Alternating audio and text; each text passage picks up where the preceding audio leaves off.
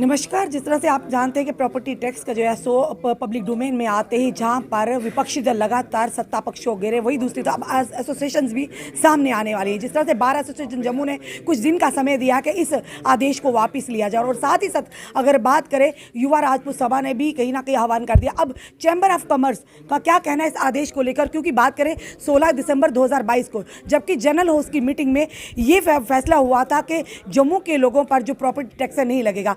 आखिर क्या मजबूरी आन पड़ी कि इस टैक्स को फिर से लागू किया गया? चलिए, इस समय चैम्बर ऑफ कॉमर्स के प्रधान अरुण गुप्ता जी हमारे साथ जुड़े। अरुण जी, किस तरह से इस आदेश को लेते हैं, क्योंकि जनरल हाउस की मीटिंग 16 दिसंबर 2022 को हुई थी और उसमें जो कमिश्नर थे म्यूनसिपल के वहाँ पे बैठे थे, कॉरपोरेशन के जितने भी कॉरपोरेटर से 75 वार्डों के बैठे थे, मेयर साहब थे, तो उनकी अध्यक्षता में ये कहा गया था कि प्रॉपर्टी टैक्स नहीं लगेगा।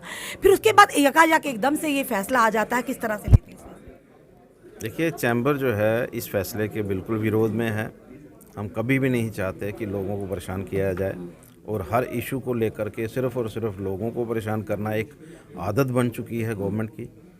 मुझे लगता है कि इस एसआरओ को इमीडिएटली इसको विड्रा करना चाहिए, लोगों से बातचीत करनी चाहिए, लोगों को एजुकेट करना चाहिए। मुझे नहीं लगता है कि आज की डेट में जम्मू में कोई ऐसी डेवलपमेंट हो रही है जिसकी वजह से ये कह रहे हैं कि हम लोग यहाँ पर टैक्स लगाना इतना ज़रूरी इसलिए ज़रूरी है, क्योंकि अगर हम पिछला एक इतिहास देखें, हमेशा जो सेंटर की तरफ से हमें यहाँ पर फंड्स मिलते थे और उसी के बिहाफ पर हम लोग यहाँ पर डेवलपमेंट करते थे।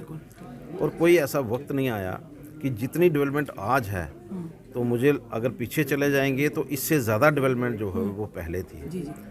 कोई ऐसा नया यहाँ पर डेवलपमेंट का कोई रास्ता नहीं खुला है कि हम कहेंगे हाँ जी नए डेवलपमेंट जो है वो यहाँ पर शुरू हुई है। तो मुझे लगता है कि अभी इस चीज़ को करने के लिए पहले डिबेट की ज़रूरत है। बहुत सारे ऐसे इशू हैं जिनको रिजॉल्व करने की ज़रूरत है, पब्लिक को रिलीफ देने की ज़रूरत है, और उसके बाद प्रॉपर्टी टैक्स की बात करें तो प्रॉपर्टी टैक्स नहीं बल्कि मैं ये कहूँगा अगर डेवलपमेंट चार्जेस की बात होगी तो लोग कभी पीछे नहीं हटेंगे। लोग जो हैं इसके लिए तैयार हैं कि भाई हम लोग जो हैं अगर कहीं डेवलपमेंट होती है, हमारे एरिया में कोई नई चीज़ जो है वो गवर्नमेंट की तरफ से दी जाती है, तो मुझे नहीं लगता है कि कोई लोग इसके पीछे। कहा जा रहा है बाकी यूटीज में या बाकी स्टेट्स में लग रहा है, तो जम्मू कश्मीर में क्यों नहीं? मैंने देखा एक कंपैरिजन, मैंने चंडीगढ़ के साथ कंपैरिजन देखा, तो मैं ये कहूँगा कि कहाँ राजा भोज, कहाँ गंगू तेली, तो कहाँ गंगू तेली। जी।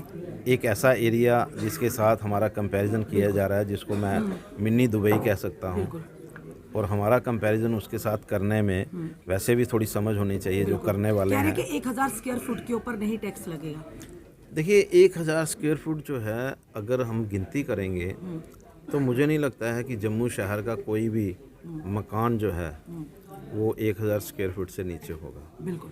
क्योंकि हर एक अगर 2 मरले का मकान है उसने भी अपने ऊपर 3 छत जो है बनाए, उनकी फैमिलीज़ हैं वहाँ पर रह रही हैं, तो कोई भी व्यक्ति जो है वो इस टैक्स प्रीव्यू से बाहर नहीं निकल पाएगा। कमर्शियल के टैक्स जो हैं उसका कंपैरिजन जो है, मैं कई जगह कंपैरिजन कर रहा था, चंडीगढ़ के मुकाबले में हमारे टैक्स जो हैं उसको इम्पोज करने की बात हो रही है। तो मैं वही मैं कह रहा हूँ कि मिनी दुबई से हमारा कंपैरिजन। जब लेने की बारी आती तो जनता को कहा जाता अब आप केंद्र शासित प्रदेश में हैं, जब देने की बारी आती तो भूल जाते कि हम केंद्र प्रशासित देश में हैं या नहीं है। देखिए, बाकी मैं भी यही कह रहा हूँ कि जितने भी लॉ हैं उनको ठीक करने की ज़रूरत है, दुरुस्त करने की ज़रूरत है। जब यहाँ पर बारी आती है तो उसके ऊपर कोई गौर नहीं होता। लैंड पॉलिसी जो है आज तक ये डिक्लेयर नहीं हो पा रही, पिछले 3 साल से लीज डीड्स जो हैं लोगों की, लोग परेशान हैं, लीज डीड नहीं बढ़ाई जा रही।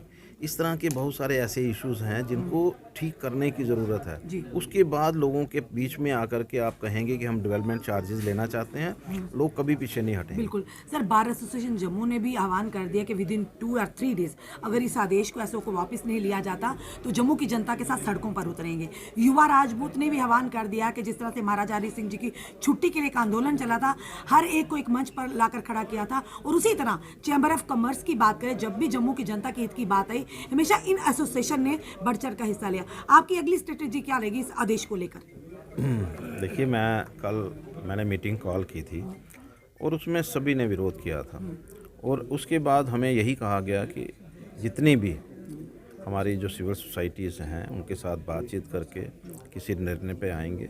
तब तक अगर गवर्नमेंट जो है विड्रॉ कर लेती है तो ठीक है, नहीं करेगी तो फिर हमारे लिए रास्ते खुले हैं। जी हम मिल कर के एक ऐसा यहाँ पर विरोध प्रदर्शन करेंगे, बंद भी करेंगे। जी तो जो मुझे नहीं लगता है कि इसकी नौबत गवर्नमेंट के हित में होगी जहाँ पब्लिक। जी बिल्कुल, धन्यवाद सर। इस समय आपने देखा चैम्बर ऑफ कॉमर्स के प्रधान अरुण गुप्ता जी ने साफ तौर पर कहा, जहां एक तरफ बार एसोसिएशन जम्मू ने भी ये आह्वान कर दिया कि विद इन डेज अगर इस आशय को वापस नहीं लिया गया जो प्रॉपर्टी टैक्स के माध्यम से जनता पर थोपा जा रहा है, तो एक बड़ा आंदोलन होगा जो जम्मू की जनता के साथ सड़कों पर उतरेंगे। उसी के चलते युवा राजपूत सभा ने भी आज आह्वान कर दिया। अब चैम्बर ऑफ कॉमर्स ये ऐसी एसोसिएशन है, जब भी जनता के हित की बात है या जम्मू कश्मीर की जनता की, इन्होंने हमेशा उनका समर्थन किया, उनके साथ खड़े हुए हैं। अब देखना ये है कि इन्होंने भी आह्वान कर दिया कि रास्ते और भी खुले हैं। इससे पहले कि ऐसा बड़ा आंदोलन, उससे पहले इस जो आदेश को वापस लिया जाए, अन्यथा हमारे लिए रास्ते खुले, एक बड़ा जन आंदोलन होगा जिसे संभालना सरकार और प्रशासन के हाथ में नहीं होगा। अपने कमेंट, अपने सुझाव हमें ज़रूर दीजिए। इस वीडियो को जितना हो सके शेयर कीजिए। जुड़े रहिए हमारे साथ अगले अपडेट के लिए। जय हिंद, जय भारत।